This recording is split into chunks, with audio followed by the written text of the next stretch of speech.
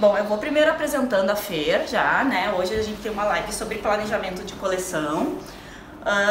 E a Fer, a gente se conheceu na faculdade, né, Fer? Faz tempo.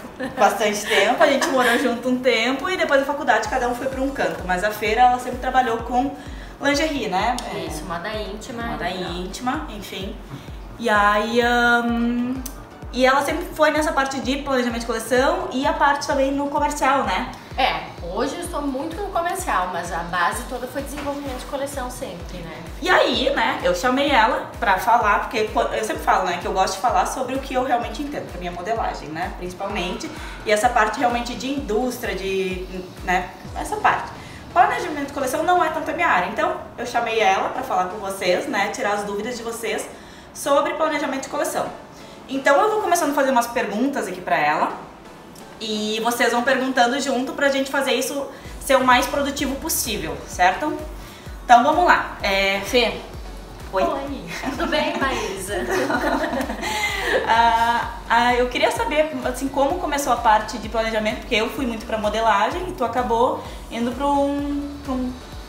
pra outra ponta, né? Que eu nunca tinha pensado em participar e fazer essa parte. Então, conta um pouquinho pro pessoal ir se habituando aí, te conhecendo.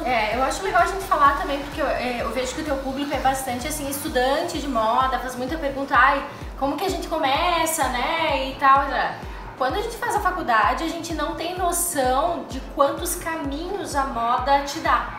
Na verdade, né? Lembra que quando a gente fez a gente queria fazer aquela semana de moda, a gente queria fazer justamente todas as profissões. Verdade. Que eram negócios de possíveis. moda a gente fez, né? Isso aí que a gente queria mostrar, porque tem tantos ramos que a gente pode seguir, né? A gente fica muito bitolado a desenhar, né? A criação. E tem tanta coisa que dá pra fazer que às vezes a gente, né, fica bitolado demais e não vê tudo que tem. Claro que o mercado mudou, o mercado da moda se profissionalizou muito desde que a gente se formou também, e isso auxiliou, né, a gente para trazer várias coisas assim de diferente nos nossos caminhos. Mas na verdade, quando eu fiz faculdade, o meu pensamento era ser estilista, era criar e nananana. Eu fiz muito isso, faço ainda isso. Mas acabei que dentro da indústria você precisa se multiplicar em outras coisas também.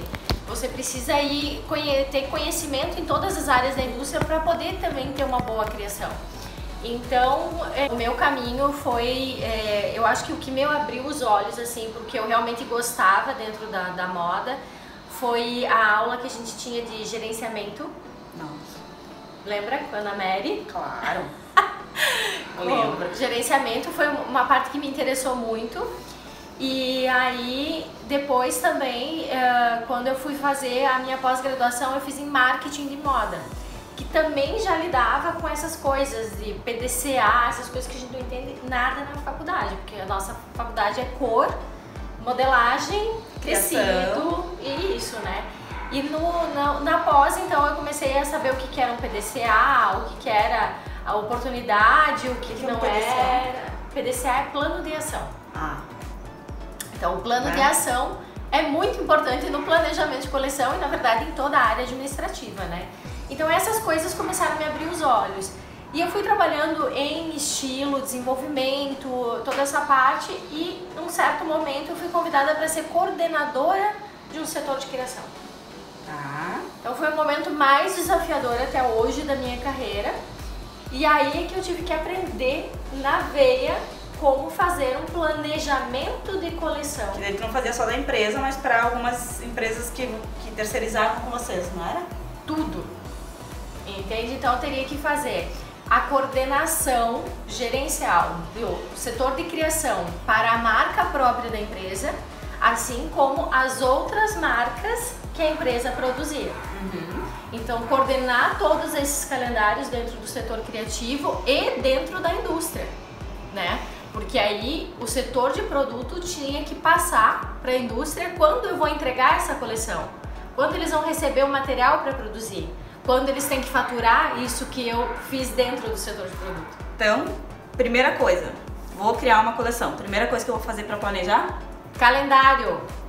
Calendário. É incrível, né? A gente não fala muito nisso. Tipo, Não, tem que estar pronto, que normalmente a gente faz, tem que estar pronto o mostruário. Mais ou menos dia 10 de dezembro. Não, dia 10 de dezembro já é uma coisa assim, ó, já criou um foco, já tá bom. O que eu escuto na rua é assim, pra quando a coleção fica pronta? Então, a gente pensou, tipo, março, né, de repente, início de abril, assim, a gente não botou uma data. A gente tá esperando ver como fica pra programar as fotos, né? Exato, a gente vai ver porque o fornecedor, Quem nunca, né, porque gente? não sei o que. Eu não tô dizendo que é errado, gente, mas é assim, é muito mais difícil de tu ter um bom resultado. É a mesma coisa que um casamento. Vai casar então?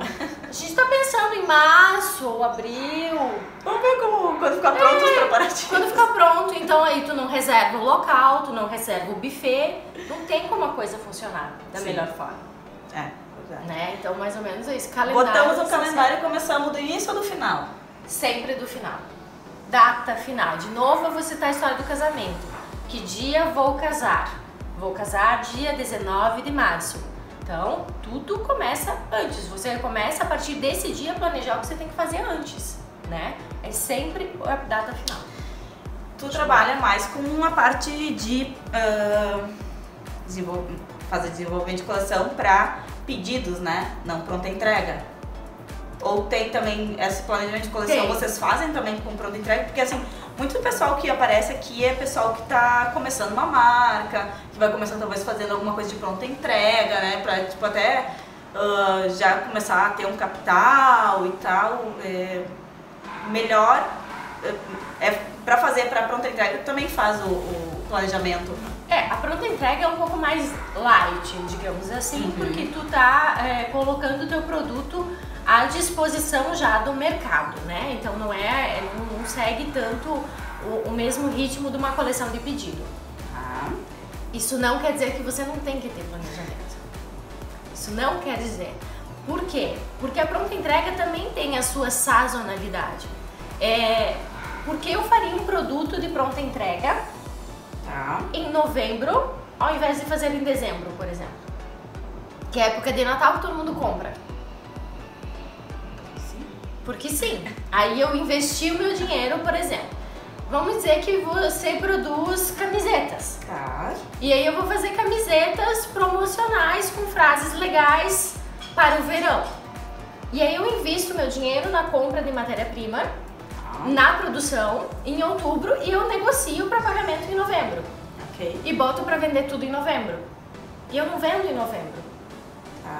Porque em novembro ninguém gasta. Quem gasta, gasta na primeira semana de dezembro, que o 13º foi liberado no mercado. Sim. Eu já trazei meus boletos, não fiz a minha venda de pronta entrega. Sim. E agora eu tô desesperado por vender 50% de desconto e eu não lucrei. Sim.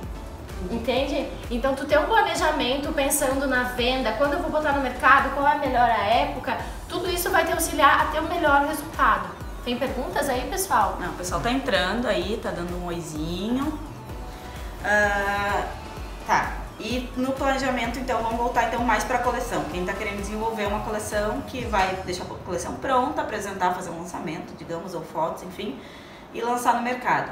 Começamos lá no final, né? Então, assim, quero estar com a coleção pronta dia 10 de dezembro, porque eu preciso fazer as fotos, eu tenho que estar na rua 10 de dezembro, então eu tenho que pensar o que vem antes disso? As fotos e o catálogo? Quanto tempo leva de desenvolvimento disso ou não? Na verdade, são N coisas que tu tem que pensar antes disso. Tipo, para uma coleção estar com o mostruário no dia 10 de dezembro na rua, isso quer dizer que você tem que ter calculado o teu tempo de produção no mostruário. Quantas peças são, enfim, quanto de tempo isso vai depender. Vamos dizer que tipo a tua coleção é pequena e depende de uma semana só numa produção, tá? Então quer dizer que uma semana antes tu tem que estar com todo o material pronto e cortado. Sim. Isso quer dizer que uma semana antes dessa semana se iniciar, tu tem que ter recebido a matéria-prima para esta coleção, para este mostruário.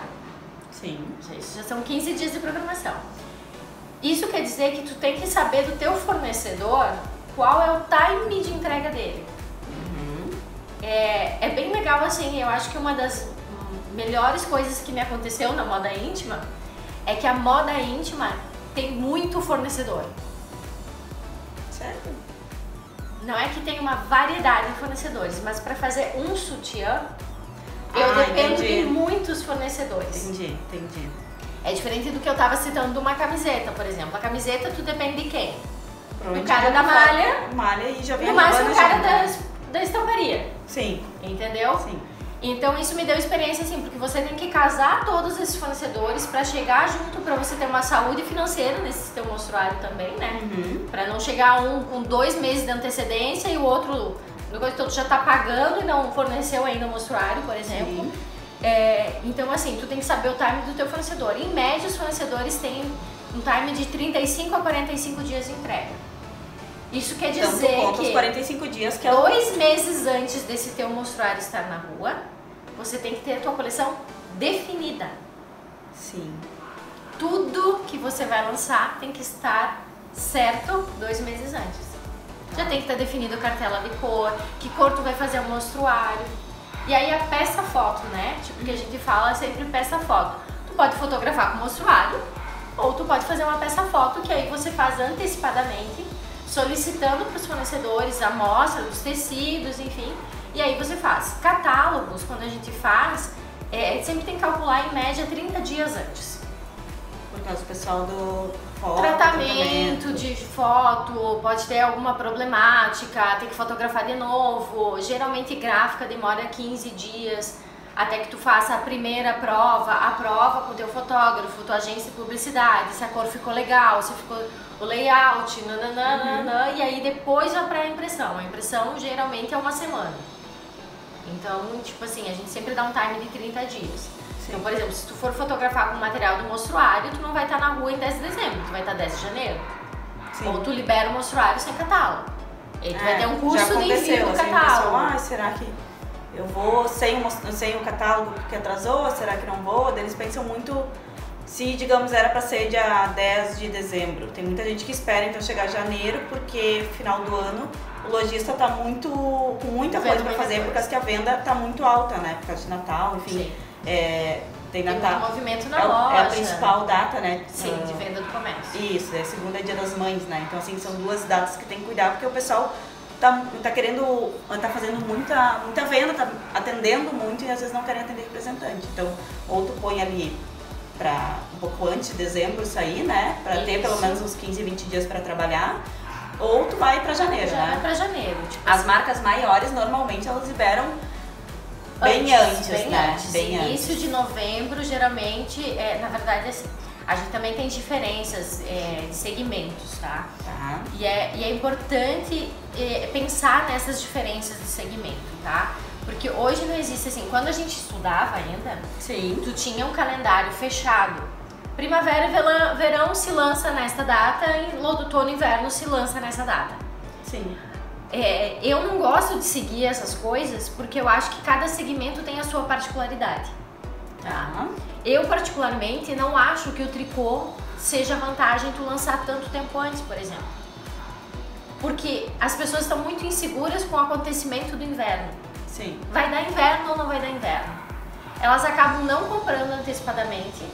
Tu fez um baita investimento e aí tu tá em maio, não esfriou ainda e tu tá cobrando do lojista porque tu já tinha que ter vendido, na verdade. Porque tu lançou no final de novembro a tua coleção de inverno, entendeu? Então maio tu já tá no desespero porque já tinha que estar com tudo programado.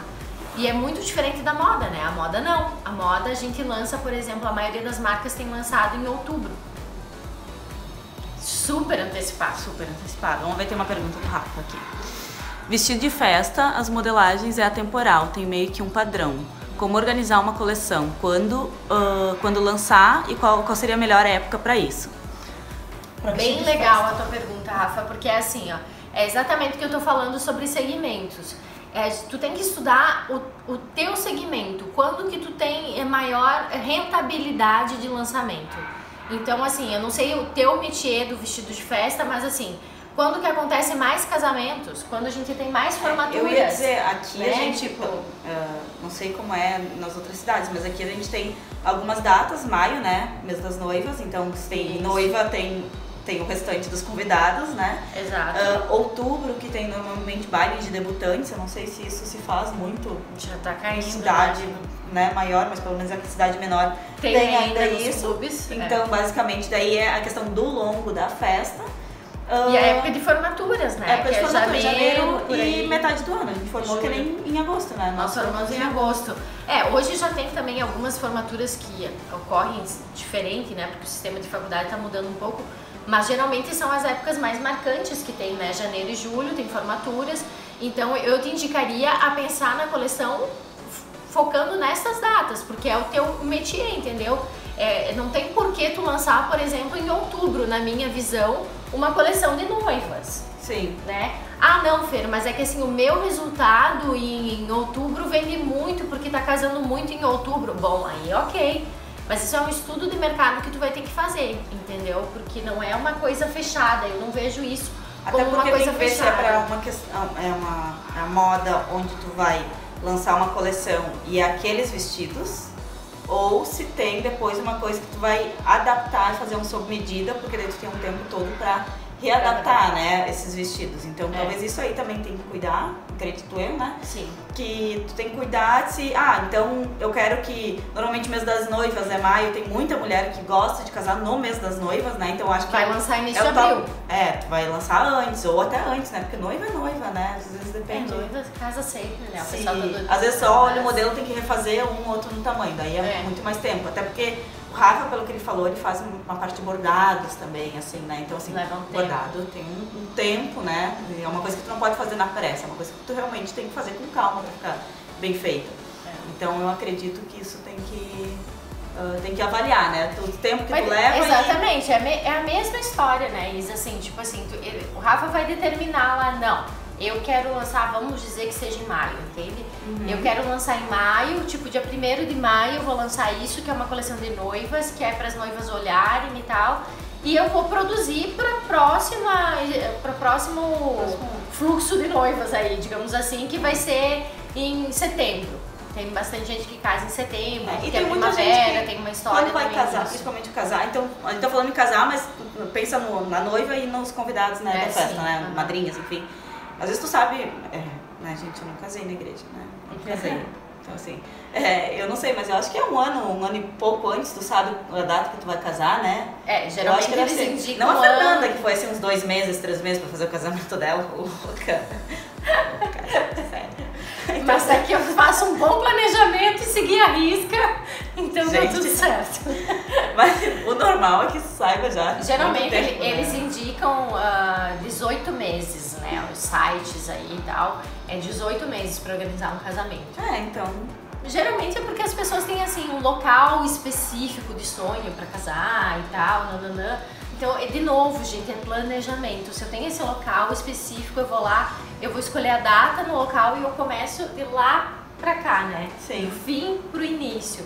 Então, o que eu tava falando do Rafa, tipo assim, tu vai definir qual é a melhor data pra ti e a mesma coisa, Rafa, começa a fazer, tipo, eu vou lançar em maio porque eu quero produzir em junho e eu vou entregar, né, tipo, mais pra frente e, tipo assim, tu tem que ter os teus times, né, de desenvolvimento todos muito pensados para atender essa tua estratégia de desenvolvimento. Não sei se eu fui clara. Gente, se tiverem mais dúvida, vocês vão mandando, tá, gente? Senão a gente vai conversando aqui, porque a gente também tá acostumado a conversar, ok? Vamos lá, então. Continuando, Fernandinha. Continuando, a gente falou sobre calendários, né? Então... Isso. Ok, temos o calendário. Segundo passo. Tinha falado em planejamento gerencial e... Calendário gerencial e calendário de desenvolvimento, tá? O que é o calendário gerencial? O calendário gerencial, ele compreende toda a tua indústria, todo o teu negócio, digamos assim. Então, ele vai compreender datas produtivas, datas de corte, data de compra, de recebimento das matérias. É como um todo mesmo da tua indústria, tá? Do teu negócio. O de desenvolvimento, ele vai tratar das questões de desenvolvimento, tá? O que é esse calendário? Eu acho que, de repente, eu não estou sendo muito clara. O calendário, ele tem que conter todas as tarefas e quanto tempo eu levo para fazer esta tarefa, tá? O que quer dizer isso? Tem perguntinhas? Não. Por exemplo, vamos para o gerencial, tá? Uma tarefa do gerencial que a gente citou, produção de mostruário. Sim. Quanto tempo eu levo para corte e em festo, que a gente chama? Quanto tempo eu levo para produção? Quanto tempo eu levo na qualidade e quanto tempo eu levo na expedição? Tá? Okay. São 4 tarefas diferentes e são 4 métricas que eu tenho que ter. É 2 dias, vamos dizer que o meu mostruário tenha 300 peças. Sim. Eu levo 2 dias no infesto e corte. Tá? E aí na parte que a gente chama de avamentação, enfim, vou botar tudo dentro da caixinha. Aí são 2 dias. Aí eu libero para costura. A costura, para me entregar essas 300 peças, vai demorar 1 semana. Tem que estar lá no meu calendário isso. Sim. Entendeu? Para fazer a qualidade desse mostruário, eu levo mais 1 dia. Para fazer a expedição desse mostruário, eu levo mais 1 dia. Que não é uma expedição rápida. Eu tenho que dobrar diferente, eu mando em cabide, eu mando passado, eu mando com tag assim, eu mando com os catálogos, enfim. São métricas que a gente coloca dentro do calendário, tá? Calendário de desenvolvimento vai ter outras 1000 métricas, né? Bem Sabemos fácil, bem. gente, tranquilo, né?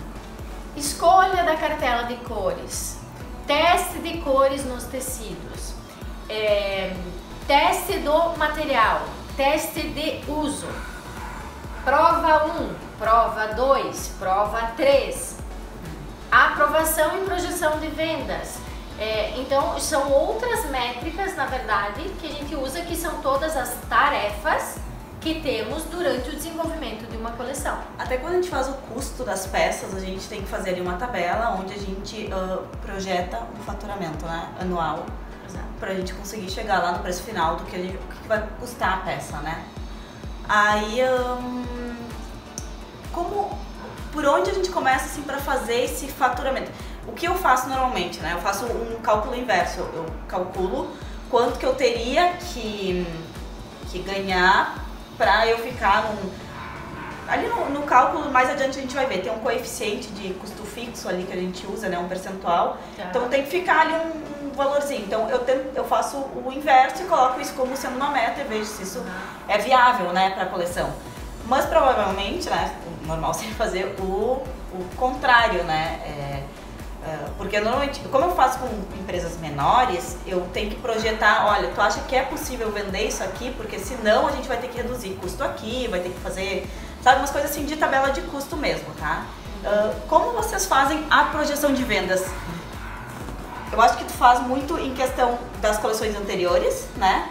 Mas estou com uma coleção nova. É meio que... o novo é sempre novo, né? Então, assim, vai ser sempre uma tentativa, né? A gente não tem uma métrica ainda de medição, né? Quando a gente lança uma marca. Sim. Então, tu vai ter que testar o teu mercado, primeiro de tudo, né? Do novo. E o mais indicado seria, por exemplo, vamos citar de novo as camisetas, né? Estou lançando uma coleção de camisetas com estampas divertidas, né? Que é uma coisa que está em alta agora, por exemplo. Vai pesquisar no mercado quantas camisetas estão custando. Ok. Porque não adianta tu colocar uma coleção de camisetas com, sei lá, vamos inventar aí um tecido orgânico, não sei o que, de ultra qualidade, com uma estampa de ultra qualidade, e a tua camiseta vai custar R$ 239,90 a R$ 339,90, sendo que o mercado vende de R$ 39 a R$ 89. Sim. Aí tu vai projetar uma venda que não vai acontecer. Sim. Entendeu? Então tu tem que fazer uma pesquisa de mercado para ver se o que tu tá lançando tá dentro, ou se não, mas o que eu estou oferecendo não existe no mercado. E eu percebi, né, fiz pesquisa e percebi que as pessoas estão dispostas a pagar mais por essa minha tinta que é diferente. Por isso também que eu acho que a gente fala muito que para te começar uma empresa tu tem que ter capital de giro, né? Porque a gente faz uma projeção do que a gente acredita em pesquisas, enfim. Mas se não ocorrer, a gente tem que saber que a gente vai trabalhar em cima dessa primeira coleção que não vendeu tudo que a gente queria para melhorar e conseguir realmente a projeção pra segunda. Pra segunda ser uma melhor qualidade. Então por isso que a gente sempre fala, né, que pra te começar uma empresa tu tem que ter um capital de giro pra sustentar. Eu sempre falo, pelo menos esse primeiro ano tu tem que sustentar a empresa, né? Tu tem que colocar tudo no papel que tu vai gastar e eu sem gosto... lucratividade. Se tu não tiver lucro, tu ainda mantém a marca. Isso, porque até o pessoal conhecer, até o pessoal, né, conhecer a questão tanto da marca quanto do produto, qualidade, saber se realmente está condizendo o que tu está cobrando pela qualidade, né? Então, eu acho que isso leva um tempo e tem muita concorrência, né? Eu vejo muita gente que quer abrir marca e eu acho que ainda o pessoal está um pouquinho preocupado como começar, né? A gente até tá planejando fazer agora para janeiro um curso que justamente fala sobre isso, sabe? Que vai ter parte de planejamento de coleção, vai ter justamente porque em todas as, assim, muitas das perguntas que eu recebo é gente que quer começar uma marca e não sabe por onde começar. E eu vi muitas pessoas começarem e por não seguirem, não tá organizado dessa forma. Gente, é uma pena, assim, mas eu vi muita empresa abrir e fechar em questão de 2, 3 anos, assim. Né? Então, assim, eu acho que tem que pensar muito nessa questão. Eu acho que isso é uma das áreas, assim como a área da alimentação tem muito isso também. A moda é uma área que as pessoas se arriscam sempre muito. Sim. E acreditam que não precisam de tanto conhecimento, porque roupa todo mundo compra, comida todo mundo come. Mas você não volta num restaurante sem uma comida boa, sem um bom atendimento, sem um bom ambiente. Verdade. Né? E você não mantém um restaurante, mesmo que comida venda sempre, se você não tem controle do teu estoque, dos teus, né, dos alimentos que tu precisa para cozinhar, se tu não compra bem os alimentos, se tu não calcula as horas extras dos seus funcionários que estão fazendo, entende? Então, tipo, se não tá também tudo organizado, não se mantém da mesma forma. Não existe um negócio, eu acho que isso é uma ilusão que a gente precisa quebrar de vez. Não existe um negócio que dê resultado sem um bom planejamento e sem controle. Ai, vamos combinar, né? Eu acho que quase ninguém gosta de fazer isso.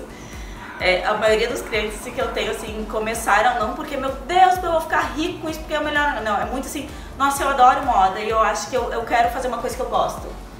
E aí vai muito pela paixão da moda, mas até eu, né? Eu tive confecção 4 anos.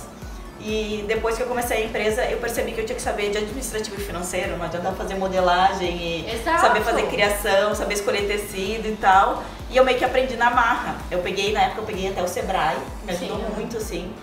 Até essa parte de custos, assim, pra mim foi um divisor de águas, assim, de entender realmente o que estava custando ali, né, como fazer o cálculo. Porque não é só o custo de comprar o tecido. Gente, é muita coisa que envolve, né? E até custo, assim, eu sempre coloco custo de inadimplência junto, porque tem, né? Tem. Então, assim, tu tem que colocar, eu fiz uma média, assim... Que é um risco, na verdade, assim, mas os meus clientes sempre pagam em dia. Mas, de repente, tu cresceu e tu começou a vender para outros clientes e esses clientes não vão te pagar. É verdade. O risco do calote é iminente sempre, né? E a maioria não trabalha nesse custo. Então eu acho que é uma coisa assim que a gente tem que acabar. E o que gerou isso, né? Porque no início algumas indústrias surgiram assim, foi fazendo assim e acabou alcançando o sucesso, né? Então geralmente indústria familiar em relação a isso. Mas assim, elas não se mantiveram no mercado porque elas continuaram fazendo as coisas assim na tentativa. Sim. Elas se mantiveram no mercado porque elas se profissionalizaram. Tem muita empresa que eu vejo que começou de um jeito, tá do mesmo jeito e não tem muito crescimento. Ou até aumenta a venda, mas em questão de lucro ele permanece igual, porque às vezes diminui o valor para vender mais, enfim, né? Tem não mais consegue trabalho. Crescer como marca, não consegue fazer novos investimentos. Assim como eu vejo empresas que começaram embaixo, que chegaram a quebrar e voltar, e hoje são empresas super tops, porque chegou um ponto que eles falaram, não, a gente tem que se organizar, e tem que levar isso como, não só como uma paixão, mas como um negócio. Que eu acho que o pessoal da moda vai muito assim pela paixão, né? Eu acho que, nossa, porque eu quero isso, porque desde quando eu falo assim, eu trabalho com moda, mas tu faz? Eu falei, não, eu faço mais pra empresa, assim. Porque eu queria tal coisa, eu vou te mandar umas dicas do que é legal, quem sabe tu faz. Eu falei, gente, não. Né? Como eu sou muito da modelagem, não da criação, eu já vou muito assim, não, eu sou técnica, gente, eu sou técnica, né? E a gente aprende, e a gente aprende a importância de... O técnico acaba, essa parte técnica me faz me obrigar a ser mais organizada, né? Sim. Porque não era, né? Foi uma coisa assim que, gente, com o tempo... Era mesmo. Não era. A gente morou junto, né? Foi com o tempo. Acho que por isso que eu fui pra área de planejamento. Eu acho assim, ó. Ai, gente, bom, tem mais dúvidas, gente? Vamos perguntando aí. Senão a gente vai falando, que hoje a gente tem tempo, né? Eu acho legal isso que tu falou das empresas e de separar, né, da nossa paixão, do que a gente gosta de fazer e se descobrir e dizer não pros outros, né? Eu acho que uma coisa muito importante é assumir o que a gente não sabe. Muitas empresas me procuram pedindo assim, eu precisava uma coleção, então tu faz a coleção e a modelagem? Não, eu sei criar, eu não sei modelar, isso é outra coisa, né? Tipo assim, não sei fazer. E às vezes com medo de perder o trabalho, a pessoa aceita. A pessoa acaba aceitando. E acaba perdendo daí a questão da confiança do cliente, né? Porque às vezes tu sabe fazer muito bem a modelagem, mas não sabe fazer a criação ou vice-versa. Então tu faz uma coisa muito bem, mas na outra tu peca. As pessoas vão lembrar o que tu pecou, gente. Não vão lembrar o que tu fez muito bem, entendeu? Mas o desenho tava lindo, mas a peça não tava legal. Cara, deu venda ou não deu venda? É isso, no final é isso, né? Porque eu acho que assim, tem vários cases de sucesso em relação a isso, assim, tipo... Inclusive eu conheci uma pessoa faz umas 2 semanas e ele tava me contando, ele montou uma hamburgueria. E eu tipo, depois perguntei pra pessoa que nos apresentou assim, tipo, tá, mas ele era da área de comida? Eu disse, não tem nada a ver. Eu disse, tá, mas como assim? Não, mas é que assim, ele é muito crânio em gerenciamento, em startups e tal, ele tem a visão do todo, entendeu? E aí ele contratou uma pessoa que sabe fazer a comida, então, e ele sabe coordenar aquela pessoa. A mesma coisa, eu acho que um exemplo assim, ó, da nossa área muito real é o Herkovich. Porque o Herkovich sempre foi muito claro pra ele que ele é criador. E quando ele vendeu a marca, ele disse assim, ó, eu não sabia ficar negociando o preço de tecido com o fornecedor. Eu não tinha paciência para ficar lidando com o financeiro, com o comercial das coisas. Ele foi muito claro, ele disse assim, eu vendi a marca e eu fico lá criando e agora eles cuidam do meu dinheiro e das estratégias. Porque é isso que eu sei fazer, criar. Então é uma parte muito importante que as pessoas precisam, poxa, mas é que eu tô começando e eu não tenho como pagar alguém e não sei o que. Bom, então seja esforçado. Faça que nem a Maísa, procure o Sebrae, procure ajuda, não se meta, não se meta a fazer as coisas barato, né? sem fazer, porque aí sim tu tá botando teu dinheiro em risco. Aí tu tá botando teu giro muito mais em risco do que fazer uma coleção sem ter certeza da aceitação do público. Lembrar que o barato às vezes custa caro, né? Às vezes não quer pegar, sei lá, um consultor, alguma coisa assim, mas tu perde muito mais dinheiro, às vezes só em juros, às vezes que tu paga, ou uma compra que tu fez errado, ou enfim, alguma coisa assim. Então eu acho que tem que cuidar bastante nessa parte, né? Vamos lá? Onde a gente terminou, né? Porque, né? Os assuntos divergem, mulher, né? Tudo bem. Mas é tudo dentro da área de planejamento, né? Tudo fala. Então eu acho que o planejamento de coleção é bom vocês lembrarem eles como estratégia, né? Ele é uma estratégia de venda. Coleção não se cria para ficar dentro da indústria, né? Eu acho que é por isso que eu fui pro comercial, porque o meu pensamento sempre foi esse, assim, tipo assim, você tem que criar produtos que sejam desejados pelas pessoas. Não adianta você criar um produto que só você ama e a sua mãe, né? Isso não é venda, isso não é. Então, assim, planejamento de coleção está muito ligado a uma estratégia de mercado, sempre. E é isso que acontece na projeção de vendas que tu estava me questionando, né? A projeção de vendas, ela vai fazer aquela briga boa, que eu digo, que é do estilo com o comercial e a parte produtiva da empresa. Sim. Entende? O comercial quer vender muito e barato, geralmente, com preço bom para vender muito. Né? Porque a gente a indústria quer um produto fácil de produzir, que ela não demore muito e que não dê gargalo. E o estilista quer um produto top.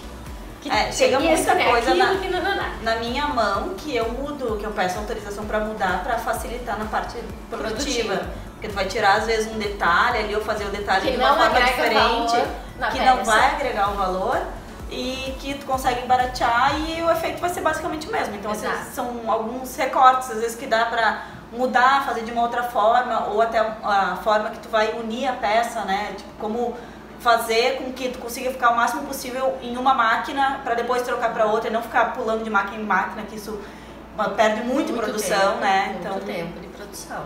Então a projeção de vendas é isso, é unir o desejo desses três dentro do quê? Da estratégia da tua marca. Sim. Então a projeção de vendas ela é importantíssima para que essas pessoas estejam cientes e adequem o quanto vamos produzir. Falando na parte criativa, né? na criação e desenvolvimento, o que a projeção de vendas vai te trazer? Quanto de matéria-prima tu vai comprar? Quanto tu pode gastar? E até quando tu vai fazer, né? Então, porque assim, eu não posso me permitir uma indústria, e eu sei disso porque a maioria das indústrias não faz isso, comprar, por exemplo, porque o estilista determinou que a gente vai usar a cor do Pantone é do ano, e o tecido que eu escolhi para minha coleção, a indústria, né, o fornecedor não faz na cor do Pantone. Então eu vou fazer a barca exigida deles. Vamos dizer que a barca exigida dele é 300 quilos do linho não sei o que. Naquela cor. E o comercial tá me dizendo, esses 300 quilos, vamos dizer, vai dar 600 calças de linho. E o comercial dizendo, eu não tenho cliente para 600 calças de linho. Eu tem não que ter posso. muito a conversa, né, entre os setores. Tem que estar muito fechado. Entendeu? Eu não posso comprar, então ou eu vou escolher outra cor, eu vou buscar uma alternativa de outro fornecedor, eu vou comprar em cru e vou tingir, eu não sei, eu vou ter que buscar alternativas, mas eu não posso botar dentro da minha indústria um custo que vai ficar parado em matéria-prima, um investimento que vai ficar parado, sabendo que o comercial já me disse, isso não vai funcionar como venda. Sim. Entendeu? Então por isso que a projeção de vendas tem que estar muito casado, muito casado. Eu acho que uma das partes mais difíceis, eu acho que é fechar isso. Assim, e tu conseguir ter até porque assim, muitas empresas são menores, né? Então não tem o comercial, que não sei o que não sei, né? São empresas assim que eu faço tudo e tem alguém que vende e também faz, que ele falou assim, tem uma empresa ali que uma é o comercial, a outra é o financeiro e a outra não sei o que. Isso a gente fala assim. São 3 pessoas. São 3 pessoas e é empresa, né? E funciona, né? E funciona.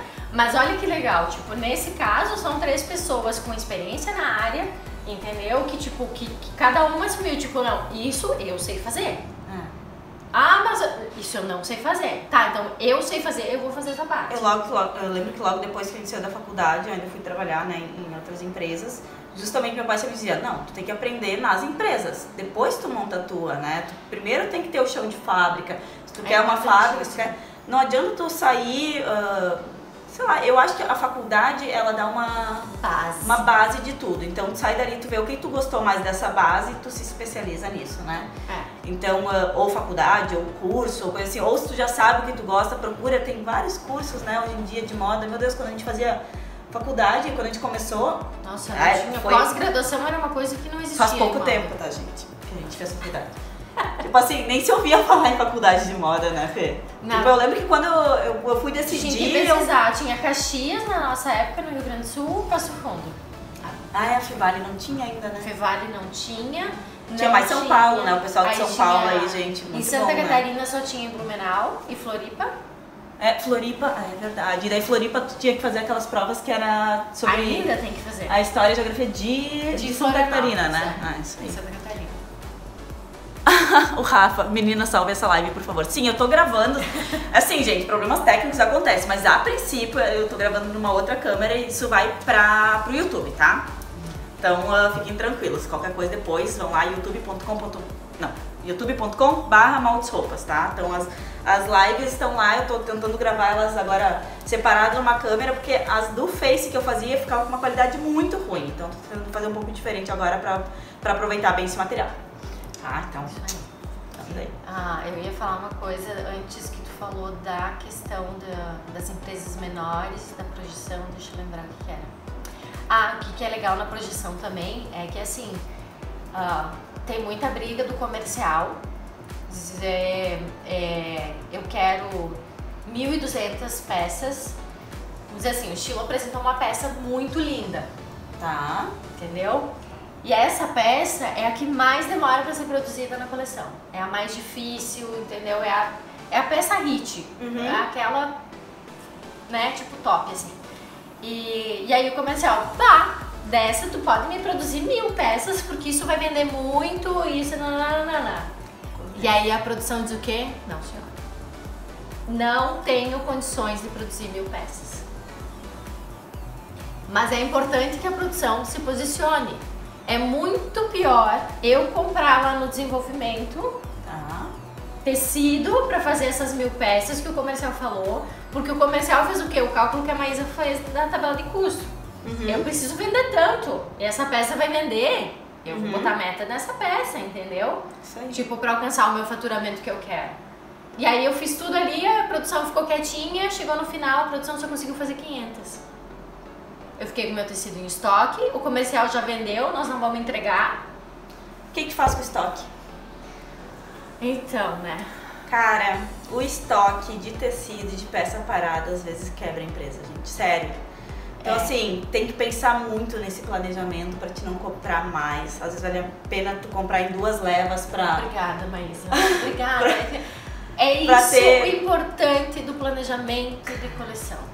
Gente, a gente porque pega... as datas são importantes pra te ter estratégia de venda, entendeu? Tipo assim, não adianta tu ter um produto top, eu acabei de falar, tipo, no momento errado do mercado, entendeu? A gente tem muita isso questão... que o planejamento de coleção traz, é resultado financeiro. Porque nenhuma empresa vive de amor, a gente não é ONG, né? Né, gente? A gente vive de resultado financeiro e o planejamento de coleção tá ali para controlar exatamente isso, não comprar tecido a mais, não botar, sabe, aviamento demais, não botar o produto no mercado no momento errado. Então tudo é estratégia. Hoje eu tenho várias empresas que têm muito estoque de tecido, muito estoque, sério. Eu também tenho várias vendendo, me procurem. Tenho 10 toneladas para vender, matérias-primas lindas, mas estão lá. E como eles fazem isso? Eles põem alguém específico para vender esse estoque? Ou que eles Então, vendem a um preço mais barato que compraram? O estoque tem várias formas de tentar gerir. Eu diria que é praticamente impossível não ter estoque. Deixa eu chamar uma porque é muito, muito, muito difícil mesmo com a projeção tu acertar exatamente o que tu vai vender. Sim, verdade. Já me aconteceu de eu vender um monte de uma calça e o tecido simplesmente não chegar na fábrica. E eu ter que cancelar na época que tinha competição. E Dá era uma vontade calça. de chorar, mas acontece. Dá vontade, porque tá com pedido ali, tá com tudo pronto, modelagem pronta. E foi uma peça que eu não consegui colocar na rua. Porque o tecido não veio, simplesmente, né? Então também a gente tem que contar que às vezes acontece isso. Dependendo da fábrica que tu trabalha. Por isso que normalmente eu indico algumas que eu já trabalhei, porque eu sei que elas normalmente cumprem, né? Acontece, né? Atrasar, mas normalmente cumpre. Infelizmente a gente tem muito aventureiro no setor têxtil, né? Então às vezes a gente acaba caindo em umas ilusões, digamos.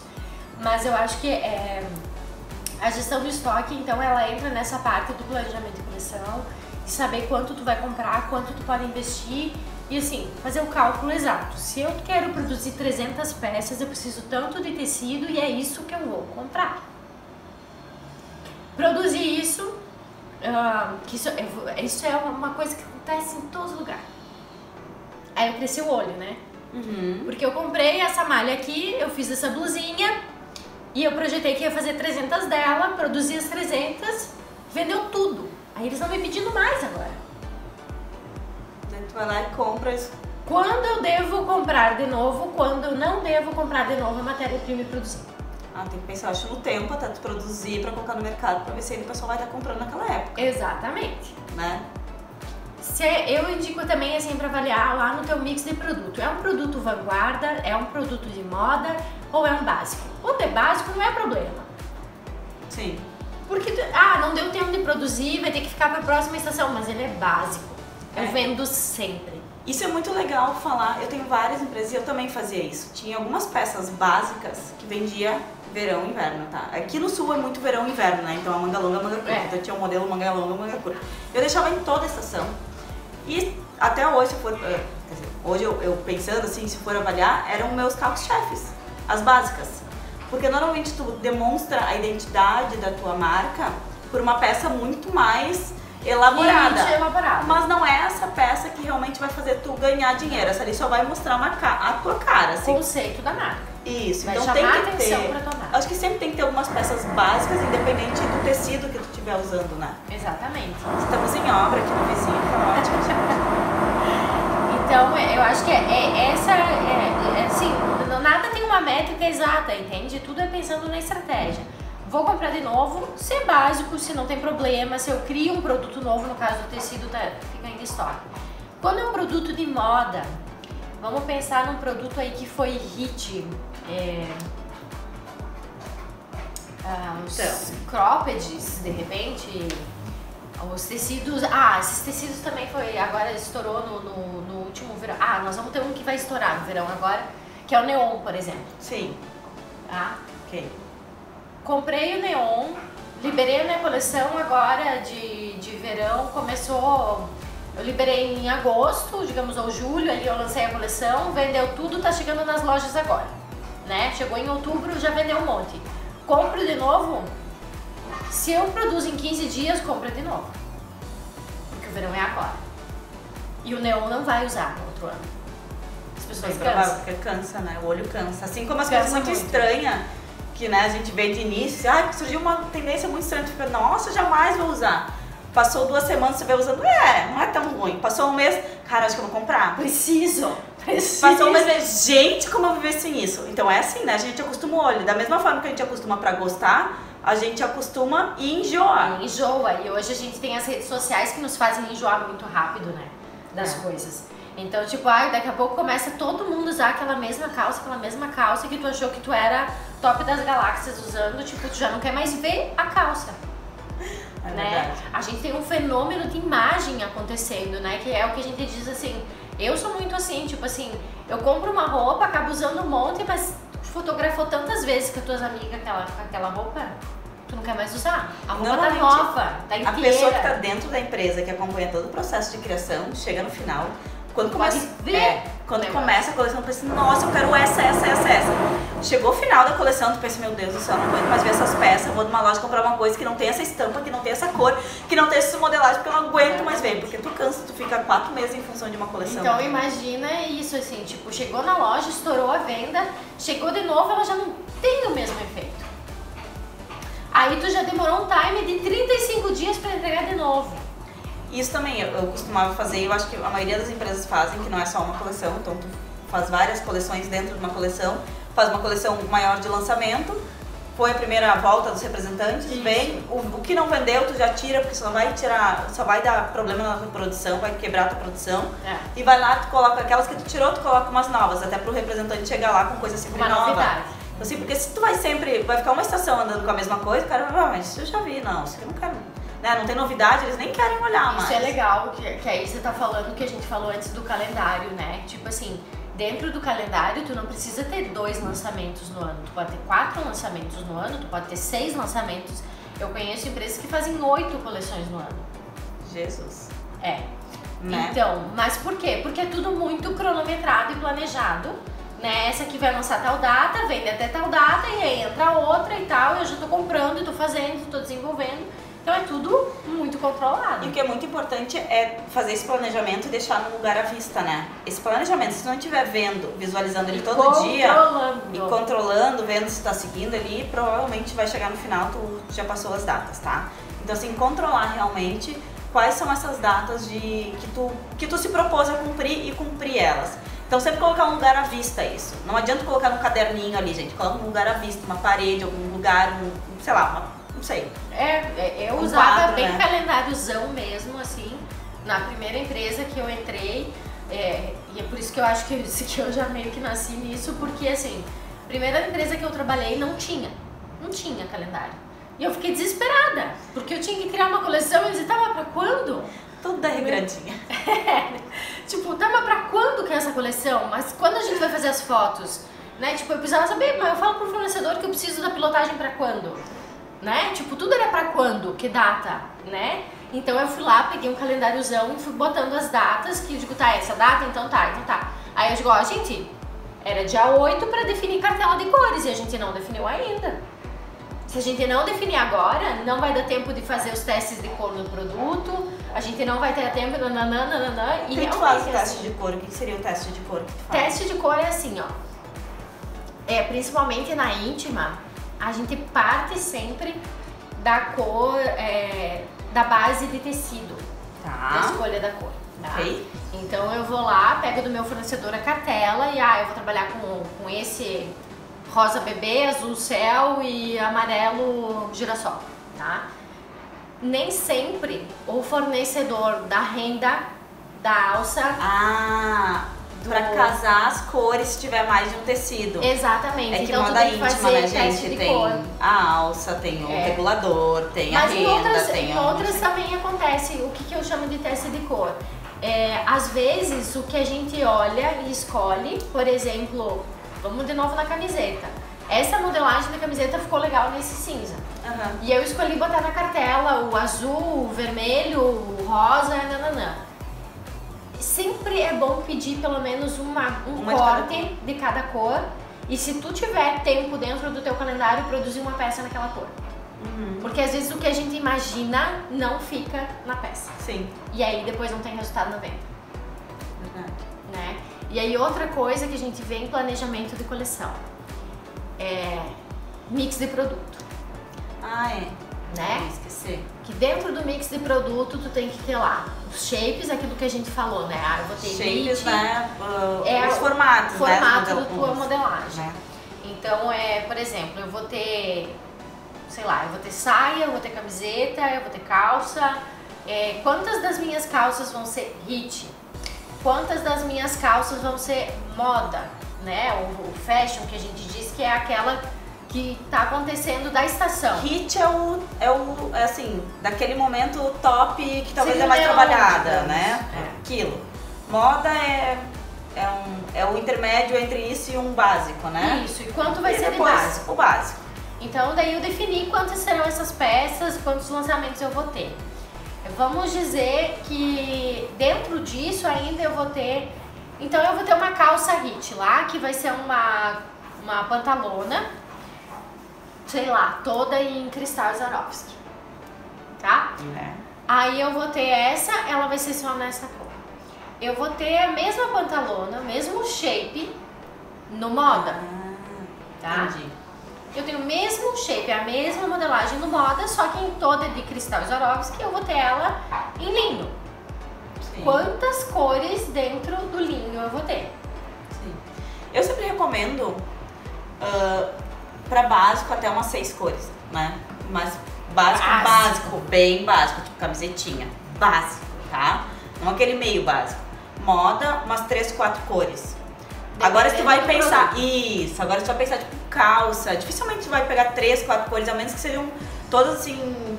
Normalmente tu pega coisas mais neutras pra calça, né? Não que não possa ter cores mais vivas, ou enfim, pode, não tem problema. Mas o mais comercial talvez né? Talvez tenha que pensar na tendência da estação mesmo. O que acontece, assim, gente, quando a gente chega na loja e oferta um produto? Sempre o lojista vai dizer, mas podiam ter feito em azul essa daqui. Mas podiam ter feito em verde essa daqui. Mas tu tá ofertando outras 4 cores. Entende? Então isso sempre vai acontecer na venda. E pelo amor de Deus, não vão lá e façam o que o cliente falou. Não. Porque tem várias vezes assim que o representante vê, então o cliente falou tal coisa. Quantos clientes falaram isso? Tudo desconsidera, gente. Se for, assim, 80% dos clientes, ok, temos um problema talvez. A gente errou na cor. Tem alguma coisa que tá errada aqui. Agora, se um cliente falou, desconsidera, tá? Não leva pro pessoal, não leva... Que bom que tu trouxe a opinião do nosso cliente, mas, né, dos nossos 300 clientes, um falando eu não posso trocar a cor. Exatamente, tá, gente? Então cuidem, a gente não vai agradar todo mundo, tá? Nunca em nenhuma situação. Tá? Então lembrem... O porquê de não ter tanta cor, né? Imaginem vocês, sempre quando vocês estão criando uma coleção, uma loja. Uma loja hoje vamos botar lá assim, uns 20 metros quadrados, 30 metros quadrados, ela precisa estar comprando de no mínimo 6 marcas diferentes, tá? Dessas 6 marcas, imaginem que cada uma das marcas tem uma coleção aí de uns 60 modelos cada uma. Tá? Tu imaginou se ela tivesse que comprar de todo mundo todas as cores desses 60 modelos, cada um oferecendo 4 cores? Ela vai pendurar no teto, né? Pra ter tudo. Não dá, não compra, entendeu? E é isso que a gente tem que pensar, porque o lojista, quando ele compra, ele vai pensar. Vamos de novo na pantalona de linho. Tem preta, tem marinho e tem caqui. Sei lá, mostarda. Então eu botei a preta que vende sempre. O marinho, que é uma cor que às vezes funciona, tem gente que leva pro básico, tem gente que, né, ela acha que já é cor. E eu tenho uma mostarda que é super cor. O que essa cliente vai fazer? Vai pegar menos da mostarda e vai pegar mais das... Provavelmente ela vai comprar 2 mostardas, porque ela pensou já diretamente na cliente que usa essas cores. Sim. Vai pegar 4 preta, porque preta vende sempre. E vai pegar 2 marinhos se ela tiver com dinheiro para comprar. Entendeu? Porque ela não pode investir 4 de cada uma. É muita calça. Você sabe por quê? Porque tu mesmo tá oferecendo para ela já outras 3 calças nessa estação. Sim. E ainda tem a Swarovski que ela quer pôr na vitrine. Sim. Entendeu? É muito produto. Então o mix de produto ele serve para te enxergar quantos SKU, a gente diz, você tá ofertando pro cliente. O que é o SKU, né? É quanto realmente de produto tu tá produzindo. Porque uma blusinha por 6 cores em 4 tamanhos, quantos produtos tu tá ofertando? Esse é o cálculo que a gente tem que fazer na coleção. Outro dia a gente fez uma live, não sei, acho que foi live, que era sobre quantidade de peças, né, quantas começar. Então hoje, eu sempre falo, né, pra começar pelo menos umas 20 e poucos, tu tem que ter um mostruário pra valer a pena pro representante sair. Sim. Mas também não vale a pena tu fazer mais do que 100 quando tiver muito grande. Eu falo sempre 80, tá mais do que bom, porque o lojista ele cansa de ficar olhando coisa. Cansa. Ele não quer ficar, porque normalmente o representante não sai com uma mala, ele sai com umas 2, 3, né? Mais que 3 também ele já não vai fazer trabalho bom, tá? Com certeza. Então assim, tem 3 malas ali. Imagina se cada uma tiver 150 peças pra olhar. Pelo amor de Deus, não tem lojista que aguenta. Não, e tu acabou com a novidade, né? Eu sempre digo assim, se é pra te criar 150 peças, divide em 3 coleções. Sim. Então tu dá pro representante a cada 30 dias uma coleção Gente, nova. olha, eu acho que eu nunca fiz uma live tão longa, porque tá dando aqui que eu tenho 1 minuto e 43 ainda pra falar. Mas chega. Então, gente. Então isso. E outra, vou falar rapidinho. Outra coisa que todo mundo me pergunta, fazer primeiro o modelo ou primeiro escolher o tecido?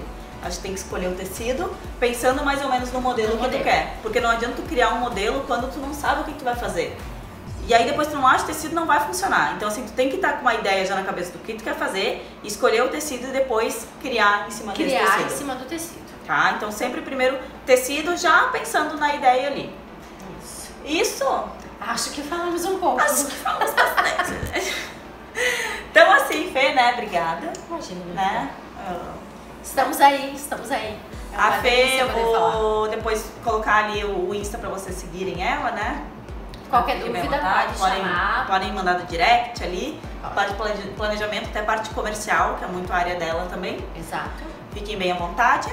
Lembrando que semana que vem teremos uma outra live, que é com a Roberta Spadini, da Vidini, que é sobre planejamento 2019, ou seja, não é planejamento de coleção, é da vida mesmo, gente. É pra colocar as coisas em ordem, pra começar 2019 organizado. Então, quarta-feira, às 7 da manhã, que é nosso horário normal de live, né? Hoje fizemos um extra aqui, porque, né, a Fê veio... Importada. Tá bom, gente? Um beijão pra vocês, muito obrigada por todos que participaram aí, que assistiram, espero que vocês tenham gostado, tá bom? Beijão, temos 12 segundos ainda.